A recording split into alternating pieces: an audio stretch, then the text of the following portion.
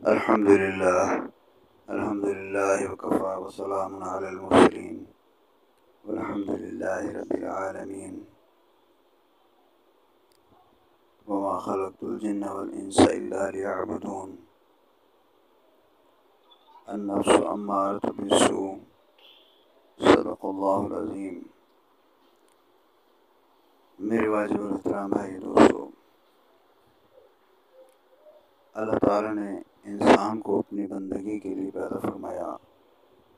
جیسا کہ اللہ تعالیٰ نے فرمایا وما خلقت الجن والانس الا لیعبدون، کہ ہم نے جن اور انسانوں کو اپنی عبادت کے لیے پیدا کیا ہے۔ میرے بھائی دوستو، عبادت تو کرنی ہے، لیکن اللہ تعالیٰ نے اس کے ساتھ ہمیں تھوڑی سی مشقت ڈال دی ہے کہ ہم اس مشقت کو دور کریں، اس رکاوٹ کو دور کریں اور صحیح معنوں میں بندگی بجا لائیں۔ فرشتوں کے ساتھ نفس نہیں ہے، نفس ہمارا نہیں ہے، لہٰذا وہ ہر وقت عبادت کرتے رہتے ہیں، انہیں کوئی رکاوٹ نہیں۔ لیکن انسان کے ساتھ اللہ تعالیٰ نے نفس رکھا ہے، اور نفس امارہ سب سے برا نفس ہے انسان کی۔ یہ جو قسم ہے نفس امارہ کی، یہ ابتدائی قسم ہے، یہ حیوانیت اور انسانیت جو ہے اس کے درمیان، یعنی اس کی ابتدا جو ہے وہ حیوانیت سے ہے۔ النفس امارۃ بالسوء، اس کا مطلب ہے کہ نفس ہمیشہ برائی کی طرف لے کے جاتا ہے۔ میرے بھائی دوستو، اس نفس امارہ کو درست کرنے کے لیے، صحیح کرنے کے لیے، تاکہ ہماری بندگی بھی ایسی ہو جائے جیسے فرشتوں کی ہوتی ہے، کہ بغیر رکاوٹ کے، بغیر کسی قسم کی پریشانی کے بڑے شوق کے ساتھ وہ کرتے ہیں، ایسے ہی ہماری عبادت بندگی شوق کے ساتھ ہو جائے۔ اس کے لیے ہمیں نفس امارہ کو نفس مطمئنہ میں تبدیل کرنا ہے، اور نفس امارہ کے اس صحیح کرنے کے عمل کو تزکیہ کہتے ہیں، تزکیہ نفس کہتے ہیں۔ لہٰذا قرآن مقدس میں اللہ تعالیٰ نے اس کا علاج بھی فرمایا ہے کہ میرا ذکر کثرت سے کرو، یا ایھا الذین آمنوا اذکروا اللہ ذکرا کثیرا، کہ میرا ذکر کثرت سے کرو لعلکم تفلحون، تاکہ تم فلاح پا جاؤ۔ ذکر کرنے سے انسان کے قلب اور نفس کی اصلاح ہوتی ہے، پاکیزہ بنتا ہے، اور اس کے اندر سے جو وحشت ہے اللہ اور بندے کے درمیان وہ دور ہوتی ہے، اور اس کو شوق پیدا ہوتا ہے اللہ کی عبادت کا، اس کی بندگی کا، کیونکہ وہ حیوانیت کے درجے سے نکل کر انسانیت کے درجے میں آ جاتا ہے، اور اللہ تعالیٰ کی اس کے اندر پہچان ہونا شروع ہو جاتی ہے، اور اللہ تعالیٰ اس کو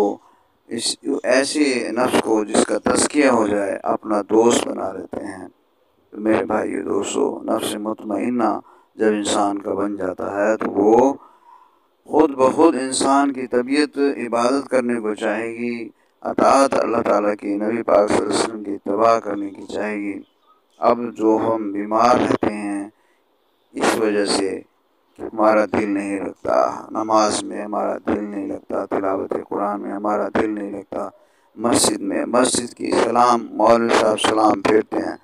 تو بس بھاگنے کی ہوتی ہے، کسی طرح سے اپنے یہاں سے نکلیں۔ تو میرے بھائی دوستو، یہ ہمارے نفس کی خرابی کی وجہ سے ایسا ہوتا ہے۔ جب یہ نفس کی خرابی دور ہو جاتی ہے تو پھر انسان کا دل مسجد میں لگتا ہے، اور اسے یہ پتا ہے کہ ہم بادشاہ اور اپنے خالق کے سامنے ہم بیٹھے ہیں، تو ہم سب سے زیادہ محبت کرنے والے ہیں، سب سے زیادہ عنایتیں کرنے والے ہیں، سب سے زیادہ ہمیں راحت اور خوشی دینے والے ہیں، ہمارے سب سے بڑے محسن ہیں، ہمارے ہر لحاظ سے خیال کرنے والے ہیں، اور ہمیں ان دشمنوں سے جو ظاہری اور باطنی دشمن ہیں ان سے بچانے والے ہیں۔ باطنی دشمن انسان کا نفس ہے، اور ظاہری دشمن جو ہے وہ جو باطنی ہی کہلاتا ہے وہ شیطان ہے۔ لہذا اللہ تعالیٰ دونوں کے شرور سے بچاتے ہیں۔ میرے بھائی دوستو، جب ہم اللہ کی طرف رجوع کریں گے تو اللہ ہمیں ضرور ان کے شرور سے بچائیں گے اور تزکیہ نفس نصیب فرمائیں گے۔ اللہ تعالیٰ فرماتے ہیں یہدی الیہ من یشاء، جس کو چاہتا ہوں میں ہدایت دیتا ہوں، ویہدی الیہ من ینیب، اور جو میری طرف رجوع کرتا ہے تو میں اس کو ہدایت دیتا ہوں۔ اسی لیے اللہ نے فرمایا کہ میرا ذکر کثیر کرو، یعنی تم میری طرف رجوع کرو تو میں تمہیں ہدایت دے دوں گا، اور جب میں ہدایت دوں گا تو انشاءاللہ تمہارا نفس جو ہے وہ تزکیہ پا جائے گا، اور عبادت کا شوق اور ذوق اس کے اندر پیدا ہو جائے گا، اللہ تعالیٰ کی محبت اور معرفت اس میں پیدا ہونا شروع ہو جائے گی۔ تو ذکر اللہ کا بہت بڑی نعمت ہے، یہ مشائخ کرام اولیاء کرام کی صحبت میں ان سے حاصل کیا جائے تو بہت جلد منزل طے کر لیتا ہے۔